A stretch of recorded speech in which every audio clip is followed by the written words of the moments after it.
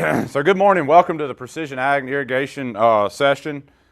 Spoiler alert, no irrigation today unless y'all want it. So if you want it, stop me right now and we'll talk about it. I changed directions. I don't think it got updated on the schedule, but those of you that know me know that I can cover irrigation if you need it, or if you want to pull me outside in a minute and talk about it. The reason I decided to cover cotton harvest research we're doing is in my program right now, we're doing a large amount of different types of cotton harvest research, and Cotton Incorporated wanted me to cover some of the cotton harvest research that we've been doing so that everybody was kind of aware of what's going on, some of the technologies we're looking at, and where we're at. So that's where it's at. But we can talk for sure one-on-one about irrigation out in the hall or wherever. I'll be around about all day. So catch me if you need that, want to talk about where we're at. Or if I come to your county meetings, I will talk irrigation there.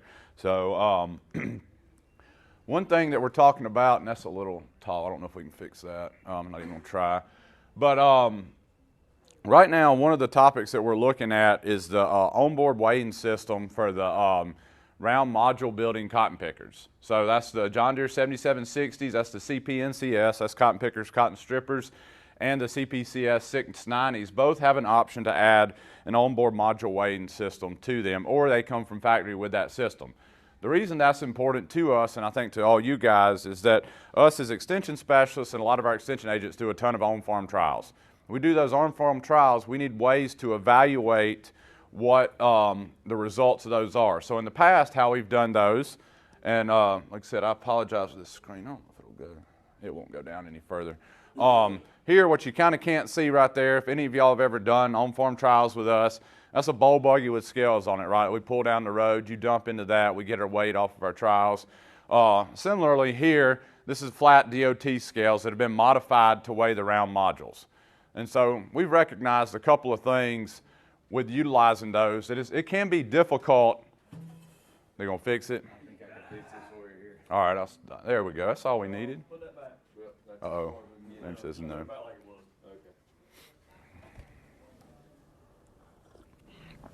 Okay. Come on, y'all ruining the fun. Bingo. Just got to hit the right button. There, now y'all can see it all. You can even tell what my pictures are across through there now. So the problem with using these scales a lot of times is they're large, they're cumbersome to get around from county to county. We've had issues with them. Also, we've got to get them calibrated every year, and we've got a limited number of those that belong to us, right? So we've only got 2 of these here that actually belong to us, and you look at all the on-farm trials we do between our extension team, it's really hard to get those all across the state. So we wanted to start looking at and seeing if we could use these onboard module weighing systems to accurately weigh these round modules. So what we did, and I'm just jumping straight to the point, is we started collecting some national data. And he's standing in the back of the room, and I'll tell Bart, thank you you're the one that helped spur this a couple years ago, starting about 17, 18, 19, looking at some of these data and saying, hey, can we use this system? How repeatable is it? How accurate is it? And so because of that, we started pulling data from these 4 states, so Arizona, Georgia, North Carolina, and Oklahoma. In 2020, I got 414 weights from those 4. In 2021, 272 weights from that. And so what does this start to look like? This is 2020, and again, I'm jumping straight to the point here, and then we're going to go to some other data in a minute. And we compiled all the data, those 414 points, and developed a relationship between what the handler was telling me the bale weighed and what the field scale was telling me that the system weighed. So what does it look like? We ended up with an R-squared of 0.97. So those of you that know anything about R squared, is that good? I would say R squared of 0.97 is a really, really good relationship for looking at that, which means that we've developed now an equation that we have an extremely high confidence. Perfect, let me say this black line is perfect. This black line would be an R squared equals 1. That means that the equation 100% of the time would tell you what the weight was. That means that it is 100% accurate. So this tells me that we're not quite 100% accurate, right? But we're very, very close. We're dang near there. So I want to point out a couple of things while we look through this. So one, we've got module weights from down here around 1,000 pounds all the way up to module weights around 5,500 pounds. So we've got a good spread of data, which we would like to have just to see how this system reacts over different module weights. Next, most of our module weights that we actually did here, if you notice, are clustered around the 3,000 pound weight. Why is that? Well, first let me ask this question. What's the typical round module weight? Come on, give me an average. Don't give me that depends. You know what a tip. There we go, 5,000 pounds, right? We should be around the give or take, as you say, around the 5,000, right? We know it floats right around here. So if I weighed most of your modules from on farm, where's it going to float? They should all float somewhere right around in this range. You know, I've seen some a little heavier. We've weighed some up around the 6,000 pound range. Some about you pack them tighter, you make them a little bit larger. So why are all of ours, or a majority of ours, floating right in here? Small plots, there we go. So we pulled a lot of this data. I work with our cotton specialists across those 4 states, do their variety trials. So how do we handle the variety trials, those of you that have been involved with them? We take the one strip and we weigh that module, right? So we may be a little biased in there, but I feel like we still got a good enough spread of data to look at it here. Another thing I want to point out, and this is opposite of what I would have thought. If you were saying, all right, we know, and Gavin, as you said, that most of our module weight should be around the 5,000 or just above weight. So that's where we should be most accurate, right? Because the machine, we should know, John Deere should know, the machine should know, that's where most of our modules are going to get weighed. What do you notice about the trend line? That's that dashed blue line as we start at light modules and move up to heavier modules compared to our perfect line, our one-to-one line. Starts to shift, right? We start to see it pull away, saying that the accuracy up here actually isn't quite as good as what it is down here, which surprised me a little bit. That did surprise me. I'm like, all right, why is that happening? Either way, another thing I want to point out here, we've got a cluster of data right here. And so what happened here was a mess up during the calibration procedure. We know that, we know what happened. So the systems come theoretically calibrated from factory, but I think after a year or two we need to recalibrate those systems. We know exactly what happened here, and after that mess up happened, we continued to harvest loads for time's sake, and we see what the accuracy, that did to our accuracy. So y'all notice it pulled those modules way off of that line, maybe hurting this a little bit. So I removed that data. You notice that shifted this line up just a little bit, and look at what it did to our R squared. It actually increased our R squared up to a 0.98. So it increased our confidence even more that we can use this system. That's 2020. I would also like to point out, and I'll go through some individual state data really fast for time's sake here in a second. So here's just 2020 data in here. Here's there's one more thing, well, I can point it out here. Let's look at it here. What's the other thing you notice most of the time compared to the perfect line? Where are most of my blue dots, if not almost all of my blue dots, compared to that perfect line? Under, right? What does that mean if they're under? That means that the onboard module weighing system typically overweighs the bales every time by some scale factor. Now, is that scale factor uniform? From the data we've looked at, I've not dug deep enough into it. From my visual observations, it's not uniform. I can't always just say add or subtract 200 pounds off of that, and it's there. All right. So I want to show you some individual sites. This is where I think the data is pretty promising, and I think it's really interesting. I did not, when I got these cotton specialists to send me this data, or these data points, I did not want to know what their treatments were and say, was this a variety trial, was it this trial, was it that trial, everything else. I just wanted a weight versus a weight, so I took all bias out of it. And so each one of these different colors is a different site, in this case in Arizona. So some of these machines were calibrated, some of them were not. What I look at as I look across this range, and my R squared in this case never dips below a 0.94. So it's 0.942 on that yellow, that's the R squared there. To me that looks really good considering that's different machines from different sites, different locations. How about Georgia?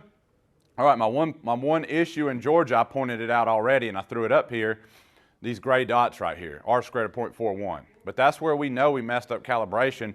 So in my opinion, we know if as long as we've calibrated it properly, then this system performs very well. Because look at the rest of the data that's on here, R squared of 0.98, R squared of 0.98. These are some lighter modules. Here's some heavier modules up here. All right, Mississippi, same thing. You can kind of peruse this data if you want. Lowest R squared here happens to be this green at a 0.86. Not sure why. Maybe that system was not calibrated ever. Maybe it was something else going on. But even still, an R squared of 0.86 is an extremely acceptable R squared when we're looking at relationships in the ag world. North Carolina, 0.96, 0.98. Oklahoma. What was interesting about Oklahoma, one of these sites was a cotton stripper, one of them was a cotton picker. So how many of y'all kind of understand the difference between those two machines? Maybe. They operate pretty differently, right? A cotton stripper is going to pull basically everything off of that plant except for the main stem and the limb. So we're pulling a lot of trash content, a lot of other things in. While the cotton picker, we're all familiar with cotton pickers here. We know how that works, mainly just fiber. All right, so 2020 and 2021 combined without the bad data in there. So this is the 600 and something data points that I've collected over the past 2 years. And here it is. You see that we've filled in a lot of these gaps up and down here. Again, I removed that bad data point right there. That leaves me with an R² of about a 0.98. My equation is, so if you had one of these handlers right now and you wanted to say, I want to get as accurate as I can using this, what I would do is take my weight from my handler, multiply it by 0.9511, and subtract 57 off of that, and that's going to give me a very close estimate of what my actual field scale should be weighing the module at. Does everybody follow where I'm at on that? Or understand what I'm doing? All right.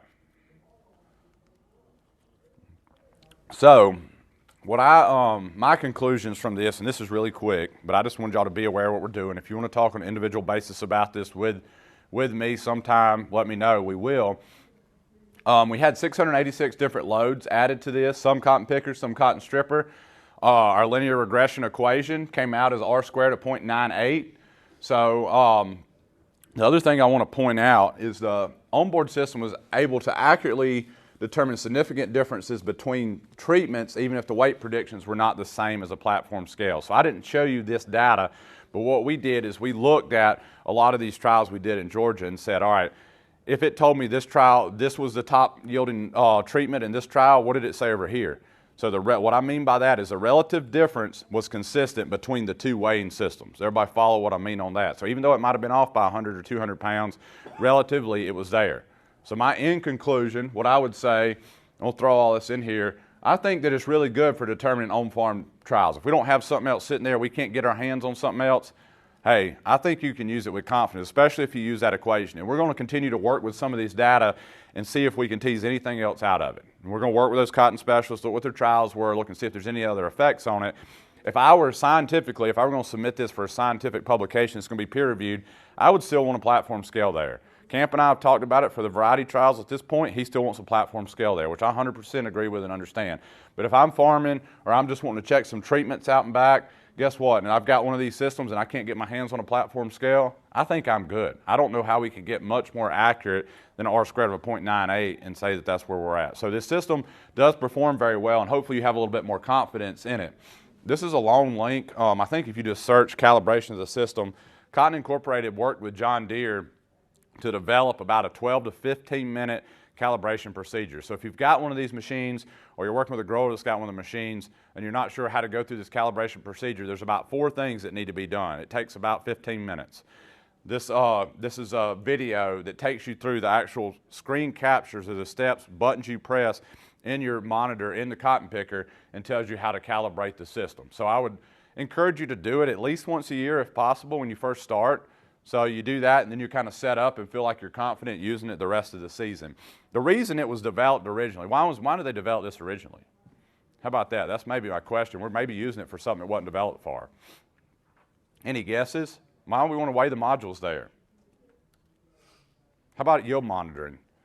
But if we can auto-calibrate the yield monitor, right? That's the purpose of that. So that way we're not having to rely on taking it to the gym or having a field scale there or something else. We can get the weight of that module, turn around and plug it back into our yield monitor and calibrate our yield monitor on the go too. So that was the actual main purpose of this onboard weighing system. And now we wanted to see, can we use it for other things? So if you're yield monitoring cotton, you got a yield monitor on it that you used and you've not calibrated it, you could use this system and put the weight from it back in and feel pretty confident that that's where we need to be.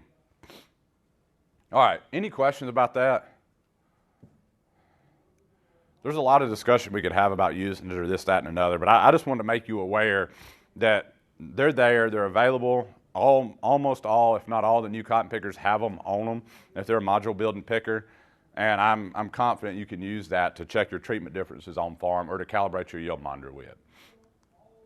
All right, so here's the next thing we've been working on, and now I've got, it started with a single, I'd say a single student here working on it, and then somebody, and he's coming, I don't know why they want to listen to my talks. All my students like sit on the back row to make the room look, more full.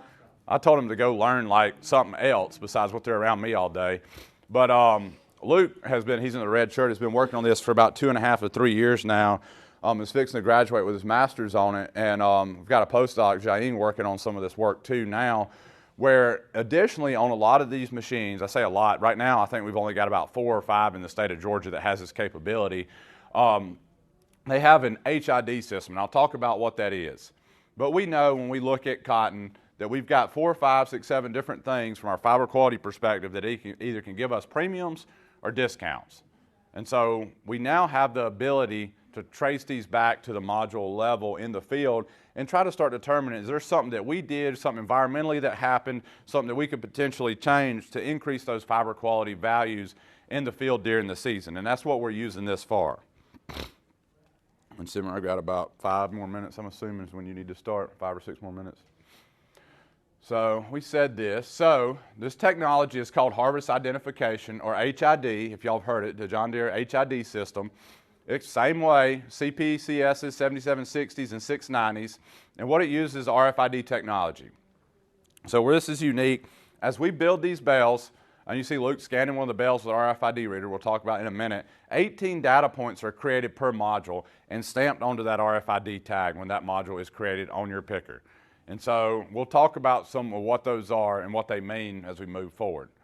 So up now, like I said, up until now, there's about 4 of them that we've been able to find in Georgia, and we've worked with the first 3. Rome was just hard for us to get up there in time for him to harvest. It was just 5 hours. Every time we get ready to harvest, we were just not prepared, I guess we'd say, or just hard to get up there and work with him and get the data we needed and run out and back to the gym. But we have collected data from these other 3 locations. So what we've done, I'm not saying this is what you would need to do, I'm saying this is how we've tracked it through the process to try to learn what this data is, how we can utilize it on and on. There's two different systems that we can use. We've bought a RFID reader for this Trimble Nomad, so this is one of your handheld higher accuracy GPS units. And additionally, there's an application, RFID module scan, that you can download for Android that we can use. And so we've used both of these. The reason we like this one better for what we were doing is a higher GPS resolution. You know, if you talk about your phone or one of these tablets, the GPS resolution on them is pretty poor overall. We always calibrated the system, and then if we could get access to the grower's My John Deere account, he could share that HID data to us, to our corporate account.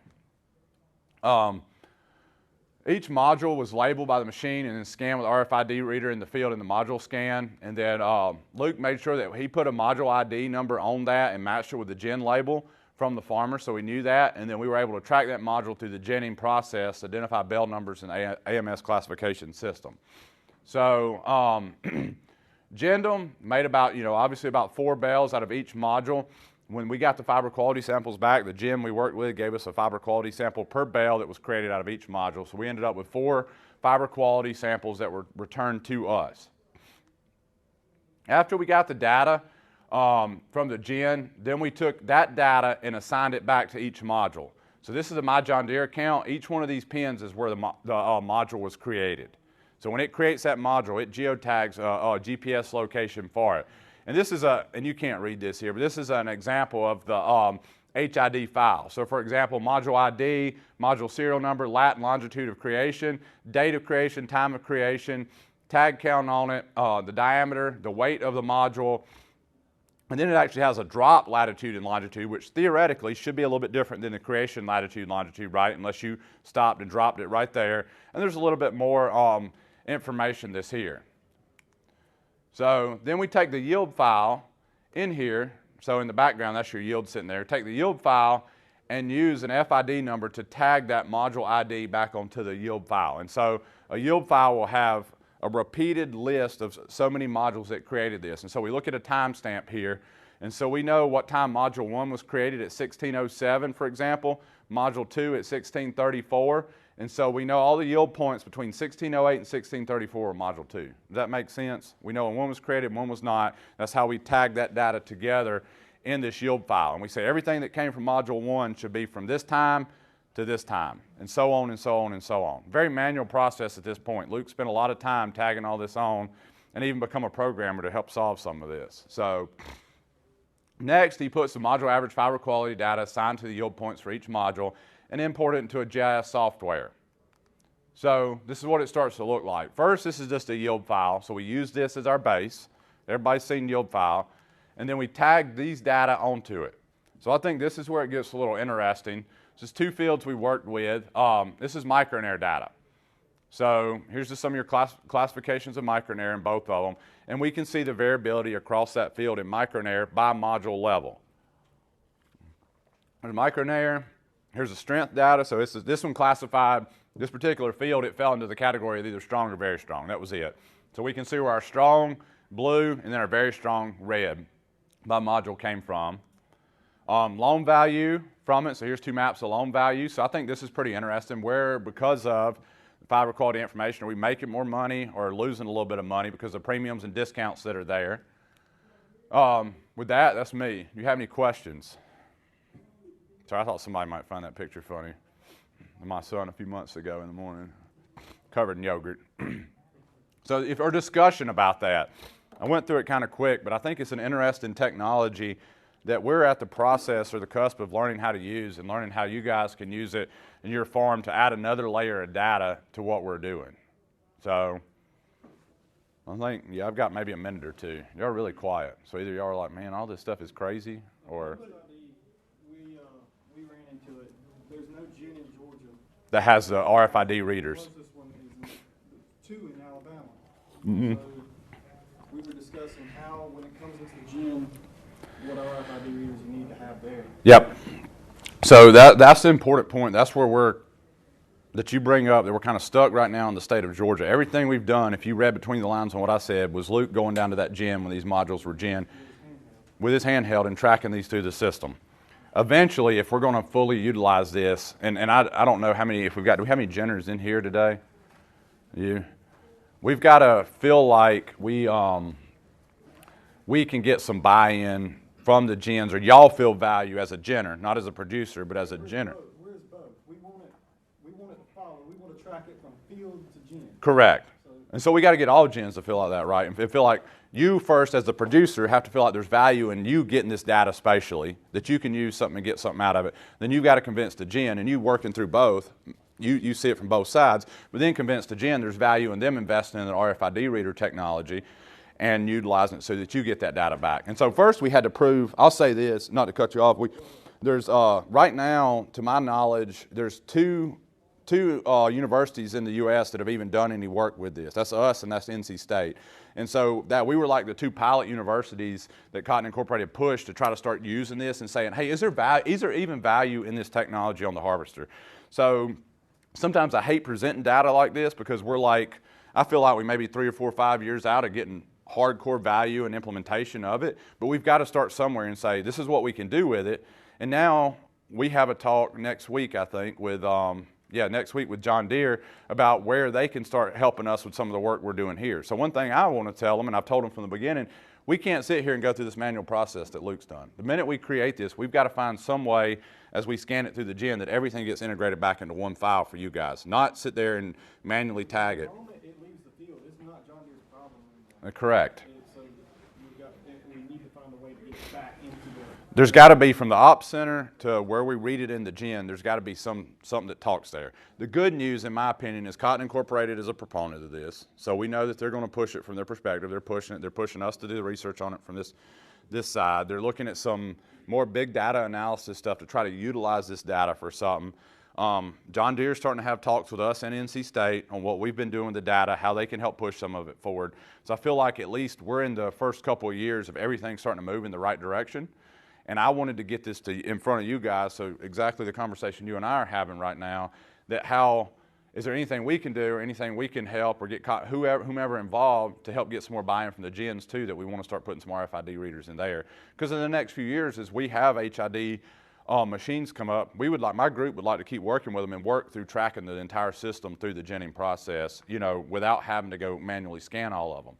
Now, there's a few, I think NC State, they used some funds and they installed RFID readers in the gin, one of the gins they were working with there. We didn't have to do that because the gin we worked with was just so good working with us. They'd call us and say, hey, we're going to gin these tomorrow. Luke would drive down there, scan them, and make sure they were in the order, and they were really good about getting an order back. So just a lot of moving parts that have to start coming together. So good discussion. Thank you. That one map showed the loan rate difference. Did y'all dive dive into what might have caused that? We're getting there. What I didn't say, a postdoc, and she stepped out, looks like she may have went to another room to listen to another talk, is she's starting to use some advanced algorithms that we're looking at, spatially analyzing this data and determining what fertility was used, what soil EC was in that field, what kind of rainfall distribution patterns did we have, on and on and on, and trying to correlate some of that, varieties, any other treatments. Like we had some seed rate treatments in this field to the left. What is causing that?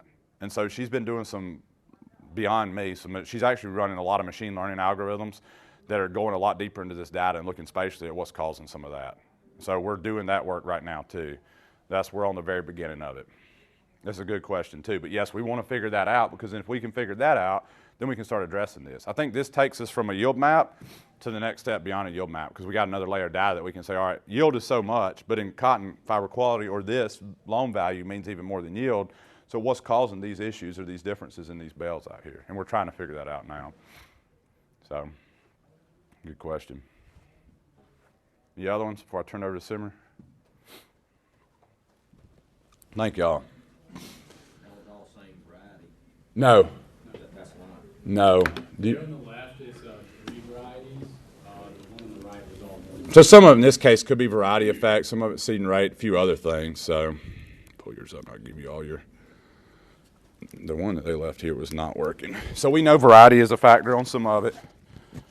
We know seed and rate is a factor on some of it in this one. So it was kind of nice in that field that they tested a couple different things that we could start looking at. I think the little cap came off the top of it. It fell down your shirt somewhere. I see it. Stuck in my Velcro. There you go. So I would also make the statement that if any of that in your pocket somewhere and you get Simmer, that's mine. There's one. Okay. That if any of you have HID systems and are doing some work in your county with them from your perspective or a farm perspective, and want to look at this a little more, you know, if you're doing any on-farm trials or anything that pushes differences like that, we'd be very interested in working with you to try to start building more of a database to understand what's going on with you. So. All right, thanks, Wes. My name is Virk. I'm an Extension Precision Ag Specialist. What kind of want to talk about a little bit of the basic stuff, but also where a lot of opportunity in Georgia for implementing precision ag. Primarily going to focus on some of the fertilizer equipment because of the prices and everything this year, and a little bit about the planting stuff. All right, so I'm going to jump straight into, you know, we need to start focusing more and more every year on those 4 R's of fertilizer management, right? Source, rate, time, and place, and this is our UGA recommendation for cotton, right? Soil pH 6 to 6, 3 PNK upper to medium range, and then we got to have the nitrogen rate and timing right. So I'm going to focus a little bit more on the top 2, right? So what is one basic thing we always recommend, and we still have a lot of growers not implementing, is using some sort of precision soil sampling, right, to guide the variable rate applications. And we can debate about grid versus zone, but there are 2 or 3 different strategies that can be utilized, right? The reason we got fields that have a lot of spatial variability, right? It's not uniform, and we need to know what type of nutrient variability is there so we can kind of inform some of the variable rate applications. So we've been doing some research, collected some data last year, and I kind of want to show the benefits of that to kind of take home, especially with this year. So first example I'm going to take from a lime perspective, okay? So the same field right on the top, we asked the farm manager, go pull the samples however you pull in the past. They went and they did one on the top, one on the bottom, right? A lot of times growers just mix them all up and send it to the lab. We did a grid sampling. The pH came 5.6, 5.4 from those. When we did this is what the actual pH variability was, right? So we can tell why we recommend some of those precision soil sampling. Now, I asked our fertility specialist and even the farm manager, if you were a grower and this is what the pH came back, what would you apply here, lime? They're like, well, I'll just do a 1 ton of lime on the whole field, right? So let's do the math on that, right? Applied 26 acre field, 1 ton lime, about 494. It's not even, you know, when we think about fertilizer price today, lime is relatively cheap, but it's still, there's a savings in there. So we went back, okay, we want to do a VR to really see what the savings are there. So this is what we did. We actually applied what it called for, and there was actually a zone here that's supposed to be green where it didn't need anything, right? So if you just compare the price here, just between the amount, half the amount of lime, but also almost half or a little over half, 50% reduction in the cost just in the lime application. Okay, so what is that going to pay for? That's going to pay for where the precision soil sampling and VR technology and all that comes in play. All right, so this field also had a potassium variability, right? We always listen to about what makes cotton, potassium, right? The phosphorus was in the very high range, so we didn't need that. So I wanted to take this example, especially this year with all the fertilizer price, to really see, why would this make sense for the growers. So let's take example, same two, when we did the top, the potassium came out to be in the low range, okay? And when we did our grid sampling, this is what it looked like, what I showed you earlier. All right, let's do the math on this, and I just got these numbers yesterday from our co-op from the fertilizer. So the NPK total based on the top was no phosphorus, 75 total units nitrogen and 110 of that. And then we wanted to put out pre-plant as a 30-0-110. All right? So if we do that in the whole field on the top, just uniform across, and this is actually the price that they priced us yesterday for that 26-acre field, okay? About 120 acres per acre. All right? So let's think about how we're going to do a variable rate here. Right, if we had to do that. So if you think about it, this is telling that we got low all over the field, whereas there's only this area that is low, the other is actually in the medium range, so it don't need as much. So let's do a math on that.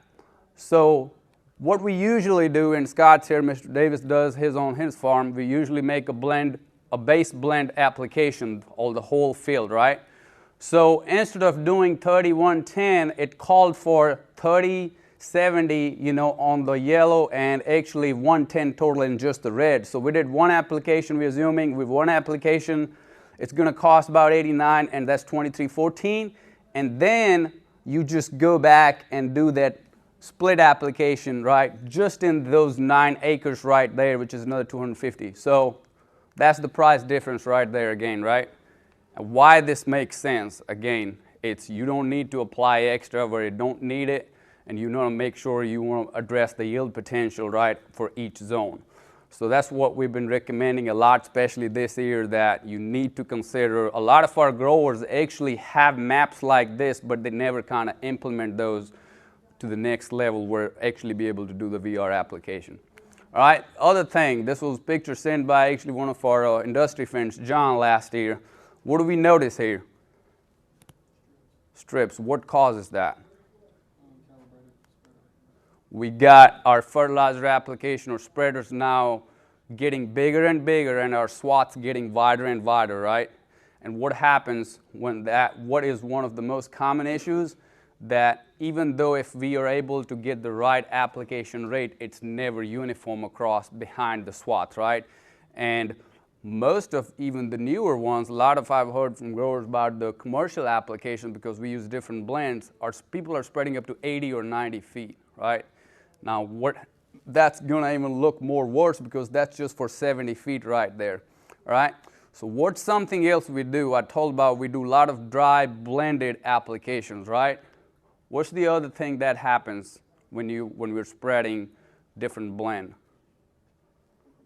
Different density, different particle size, different shape, and what all that causes is the segregation right there. So those streaks are not just how it's applied, how even our macros are being applied, right? You can see the difference between the particles here, how your NPK is distributed, where you're not getting enough of K on the outside, and you're getting more of the P on there. So think about that, and we need to encourage growers to make applications, calibrate the equipment, but also make sure we're not going, to excessive 80, 90 foot swaths right there.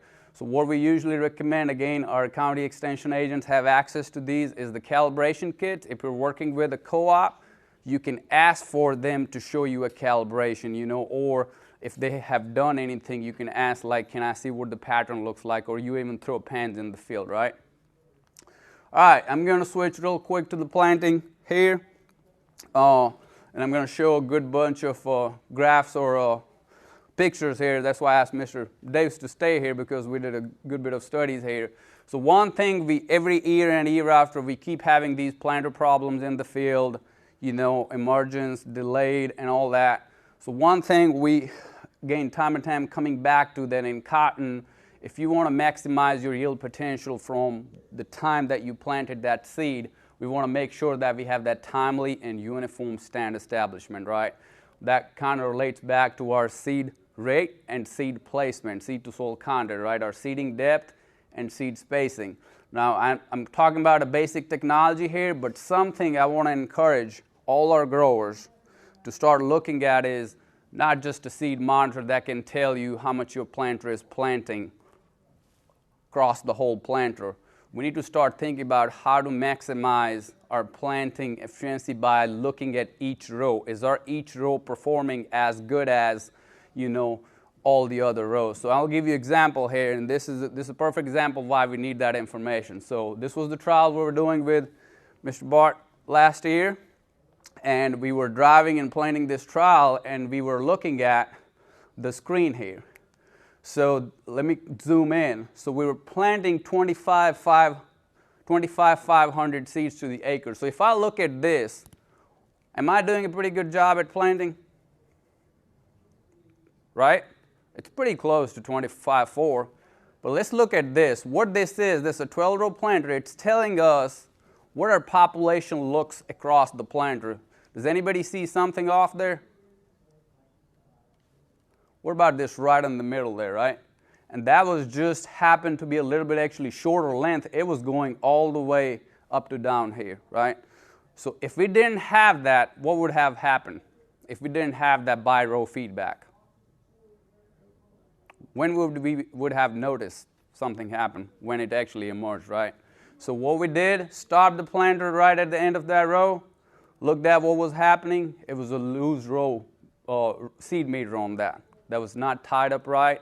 It was bouncing a lot going through, and all that was causing those issues. So make sure we're using some of these basic technologies to do a better job, of making sure that seed's getting planted right. All right, so let me show one more thing, because we're starting to talk a lot about you can have 3 seeds within a foot where the 3 seeds are just on one corner in that 1 foot row of a length, or you can have those all 3 seeds uniformly distributed, right? Which one would we prefer? Pretty uniformly distributed, right? Now, this is a population map from one of the trials we're doing, right? Does population give us information on how those seeds are distributed in the row? It don't, right? So what's the other thing we start talking about we need to start looking at? The spacing uniformity. And what's that one parameter that kind of helps us get there? A singulation. If you just look at the population map, you say, well, my planter's doing pretty good job of planting because I met my target population. But when you look at the singulation, today the seed meters we have, the planter setups and technologies we have, we can get singulation above 98 to 100% easily, right? Sometimes that means we may have to slow down a mile or half a mile. Sometimes it means we may have to adjust the vacuum right or all that. But that kind of tells you that all these red spots is where that seed was not distributed right along the row, even though we had the target planted population, right? All right, so let's keep that in mind. All right, and then what singulation is basically, we need that 100%. Anything of what a planter is performing, when you start subtracting number of skips and multiples, that's so 100% singulation, it's doing a perfect job of placing every seed uniformly across the row, right? What affects it? Almost everything, right? The planter setup, vacuum, speed, right? This is just showing for 2 different vacuum for a precision planting and a John Deere meter, right? And then this is showing the speed effect, how that kind of even affects emergence because of that. It's going to translate to that stand establishment. The less singulation we have as we're doing, going in the field, it's going to kind of translate easily to our emergence, all right? All right, we've been talking downforce almost 3 or 4 years, and we still get a lot of questions every year. Something I want to emphasize in cotton with a lot of research we've done, not too little, not too much. It almost needs something optimal for the field conditions we have. You can kind of see in one of these studies, we didn't have anything, and then we put too much when we put 200, whereas we had kind of the maximum emergence as about 100 pounds, right? But guess what we also have in Georgia? A lot of it. Fields that look like this, like sand on one side, you go through, there's a hard clay in the middle or other side of the field and all that. So how are we going to achieve an optimal downforce in those conditions? Will one downforce work for everything?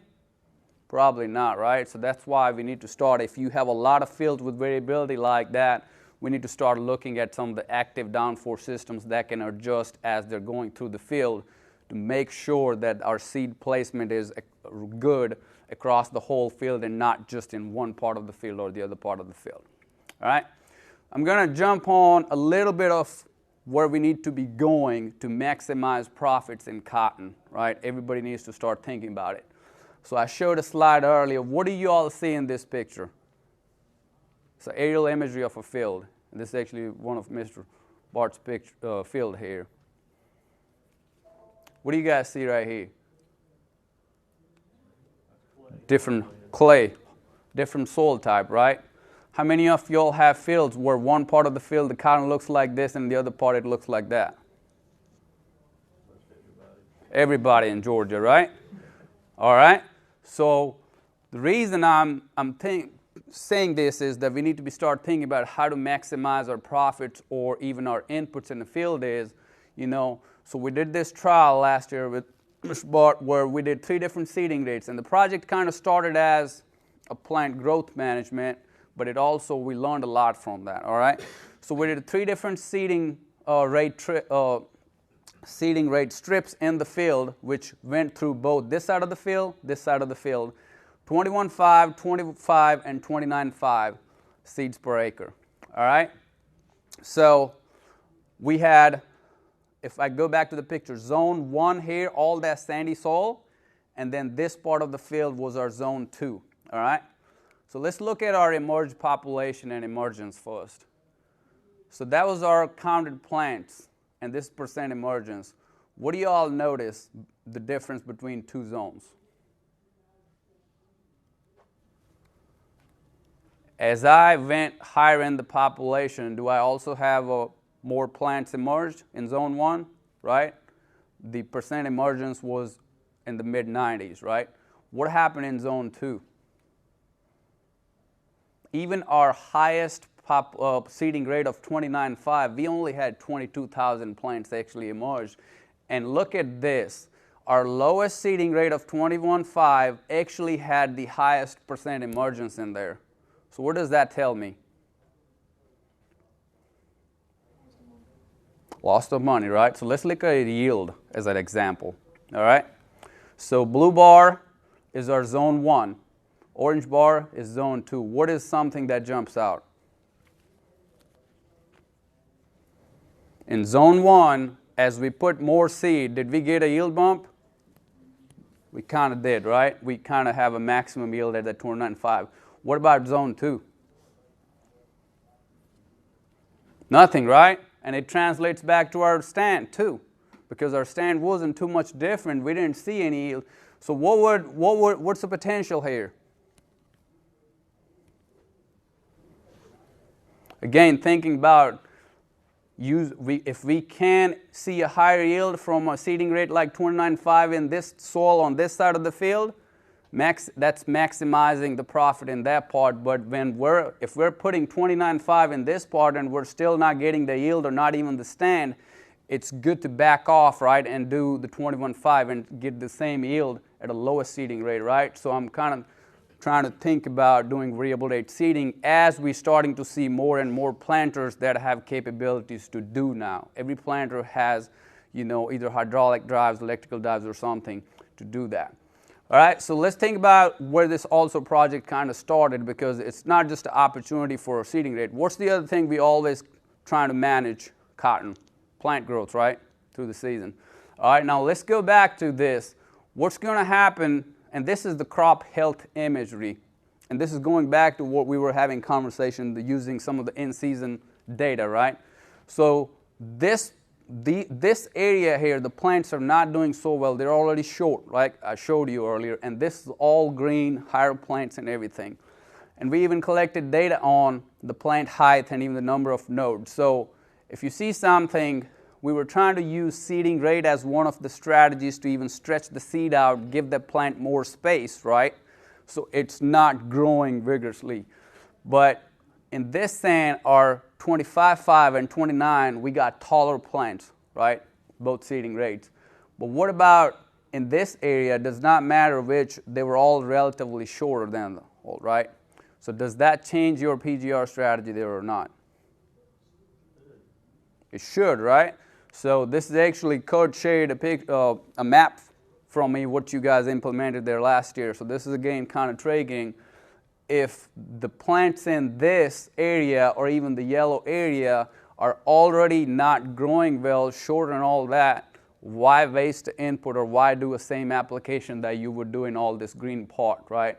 So we could almost have a no pick zone, 8 ounces, and even a higher rate where we kind of want to control it a little bit more. So we're going to try to kind of implement both the seeding and the PGR aspect this year to kind of, again, going back to maximizing the input efficiency by the soil or by the yield potential in the field for that. All right, that's all I have. Would love to answer any questions for that. Real quick before we forget, we got surveys laying around. There's two. Oh, all of them. They're on the. There's some that are from Bill. He's doing some work with somebody out of Athens, Dr. Abigail Boron, and looking at peanut and cotton interrelationships and some stuff there. And then Simmer and I have that one's in every room. We have a precision ag specific one up front. And before you leave, if you grab it, fill it out and try to drop it off with one of us. What it is for ours, we're having 2 precision ag workshops, one in Statesboro and one in Albany in late March. We're going to start advertising those soon, but these are driving the topics for those workshops.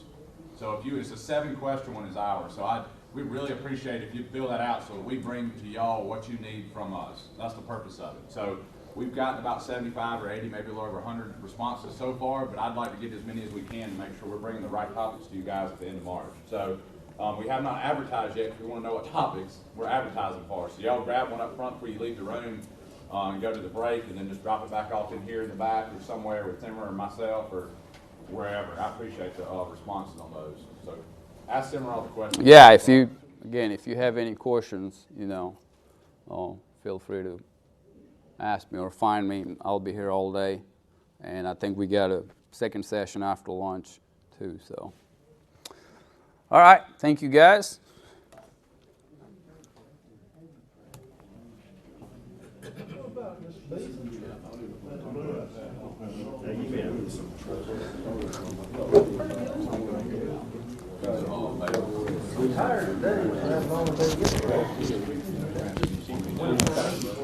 I think that's interesting. Y'all do the PGRs. I see that over All the time, right? I don't know what the answer to it is, but there's significant yield losses when you have. If you go too aggressive, right? Yes. And that's what, so Scott's involved in, he's working with what too, is they've already been doing this for the last 2 years, but they haven't been using any imagery to create zones or something. A lot of our consultants, you walk in the field and like, put a little 8 over here, that part of the field, do 10 over there and all that.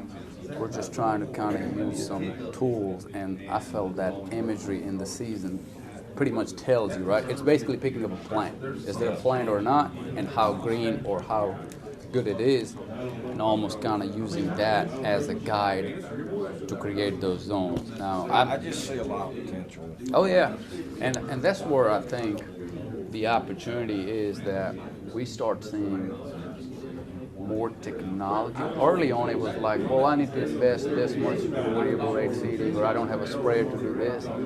We already got all that already on all the machinery today. Nobody needs to put anything extra or separately on anything. It's already there. It's the implementation problem, because a lot of our consultants, or some old consultants, they are set up in mind the way they've been doing stuff from so many years. They don't want to change what we're asking. Just can create a map or do something like